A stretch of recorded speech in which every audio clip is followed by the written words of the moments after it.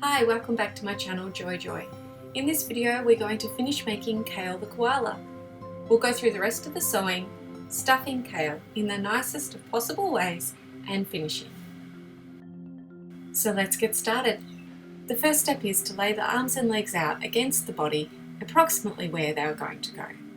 Make sure that the arms and legs are in the correct orientation by following the instructions in the pattern. The next step is to pin the arms and the legs into place. It is critical that the arms and legs are sewn onto the koala in the correct position so that when you attach the body stomach to the body back, all of the limbs are in alignment. So all you need to do is find the corner of the arm that is going to be closest to the nose of the koala, put the pin through at that point and match it with the arm marker on the body back. Now that the arm is in the right position, you can go ahead and put a couple more pins in to secure it. Repeat for the other arm.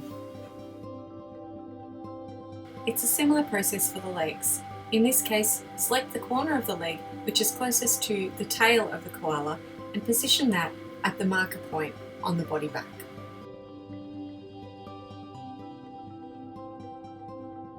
As this part of the body back is curved and the leg is straight, you need to place the pins close together and curve them around the body back as you go along the leg joint.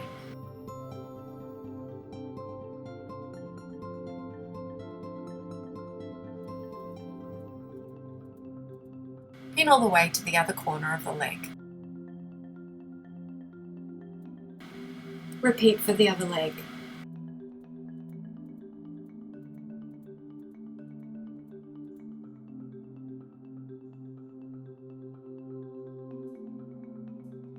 Now that all the arms and legs are pinned to the body back, it's time to sew them on. Sew the arms and legs onto the body back along the stitch line. It's very important when you do this that you only stitch from the corner point to the corner point, because if you go past these points, you won't be able to join the body back to the body stomach in later steps.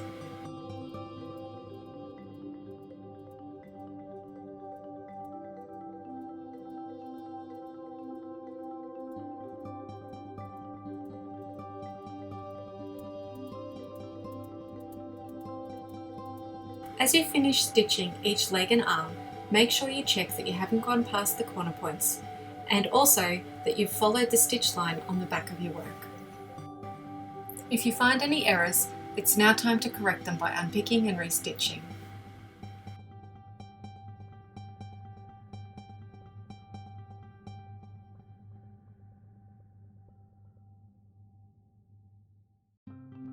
Once we've attached all the arms and legs to the body back, we can move on and add the arms and legs to the stomach of the koala.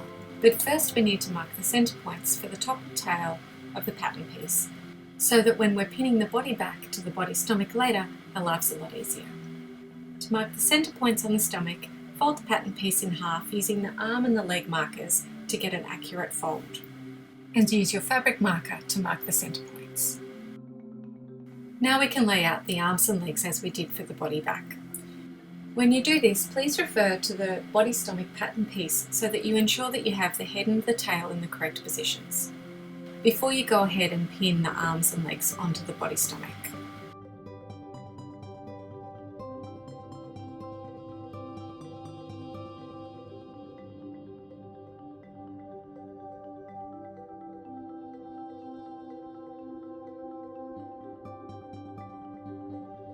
Once all of the arms and legs are pinned on, you can go ahead and sew them in the same way as before. Once again, make sure you follow the black sewing line and don't go past the corner points. Check your work as you go and correct any mistakes before you move on to the next step. Now it's time to pin the body back to the body stomach of the koala. To do this, lay the body stomach out on a table with the fur facing up and place the body back on top of it, right sides together. I like to start at the tail, pinning through the marked centre points on each of the pattern pieces.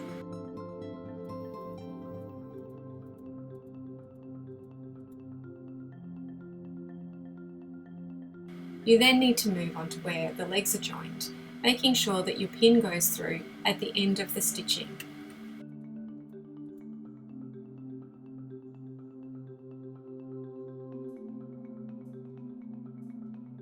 Do this for both legs and then fill in the gaps with pins.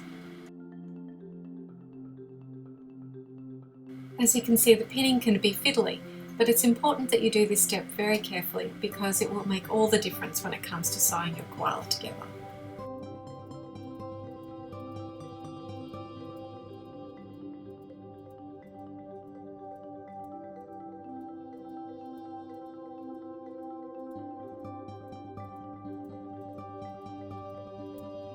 In a similar way, you need to repeat this process between each of the pairs of arms and back legs, as well as between the two arms around the tip of the nose.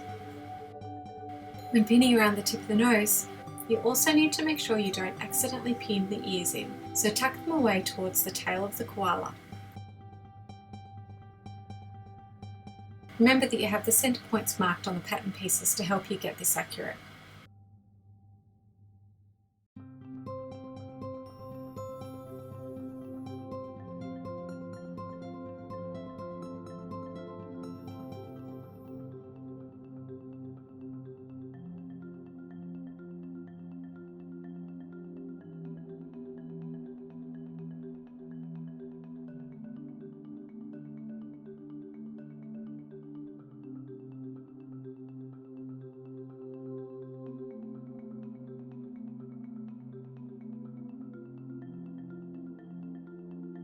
When it comes to pinning the seams and the darts on the koala's head, make sure you pin them towards the tail of the koala, and you will have to imagine where the sewing line is for these small sections.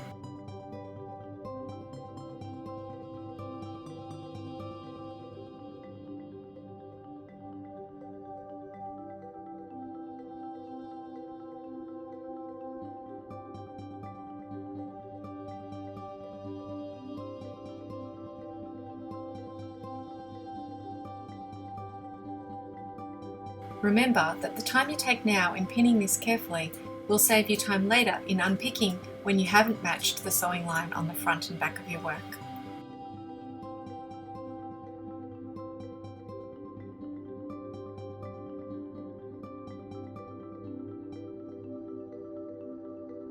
Now that the pinning is finally done, you can sew all of the pinned sections together.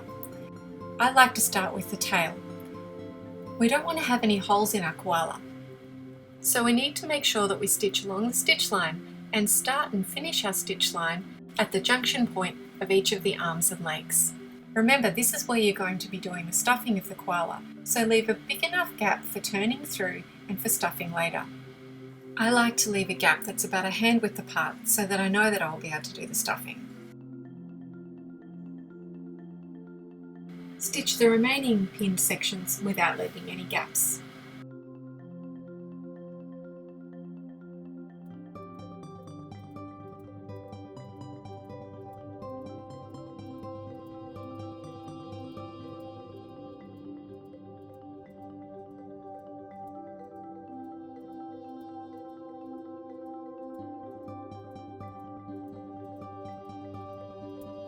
Once you have stitched all of the pinned areas, check that your stitching is along the stitch line on both the front and the back of your work.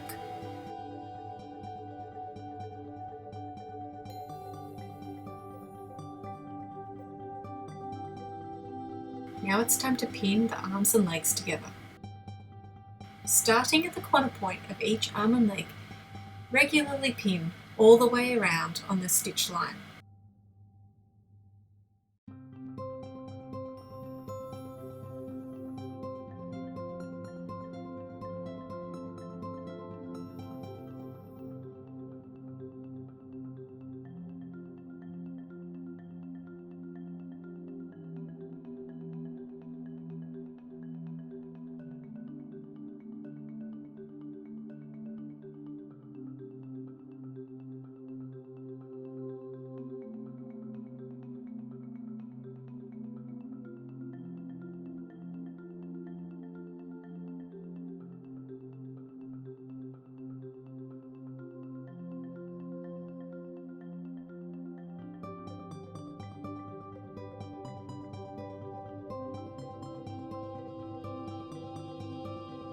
Once all the arms and legs are pinned, it's simply a matter of stitching all the way around each of these limbs.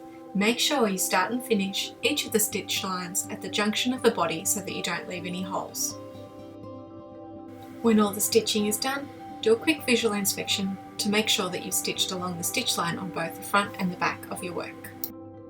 Also, use your finger to double check that there are no holes or gaps in the stitching around each of the arms and the legs. Once you've confirmed that there are no holes, it's time to snip in the tight corners on each of the limbs to make sure that when you turn through, it turns through nicely. Don't snip too close to the stitch line. The points where you should be snipping are indicated on your pattern. Remember to snip all 4 of the limbs.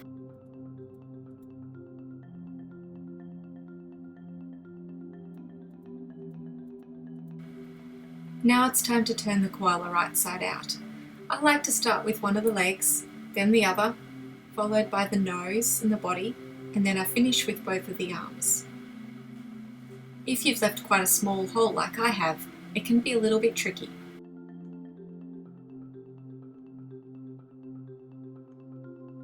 Now that he's turned through, he's looking super cute, but he still needs to be filled with stuffing.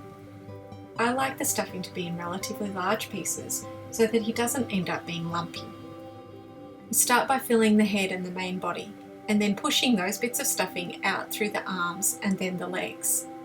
So you can use a tool to help you push the stuffing through. Be careful if you're using scissors like I am, because you don't want to accidentally make a hole in your koala.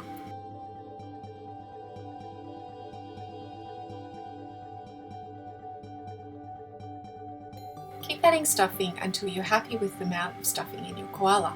I like my kales to be very lightly stuffed so that they're super cuddly and will wrap their arms around you.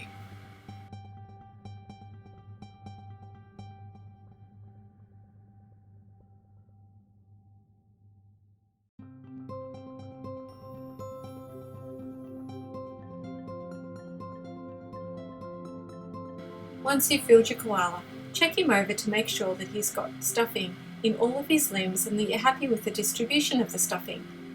As once you seal him up, you won't be able to make any further adjustments to how he's filled.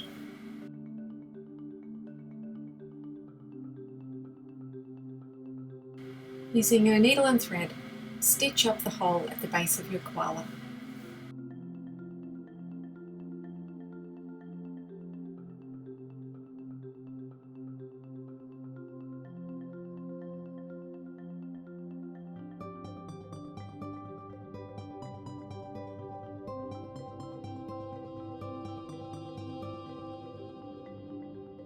Make sure you do this securely because you don't want any stuffing leaking out. The finishing touch to your koala is to use a pin to tease out the fur that's been caught in the seams.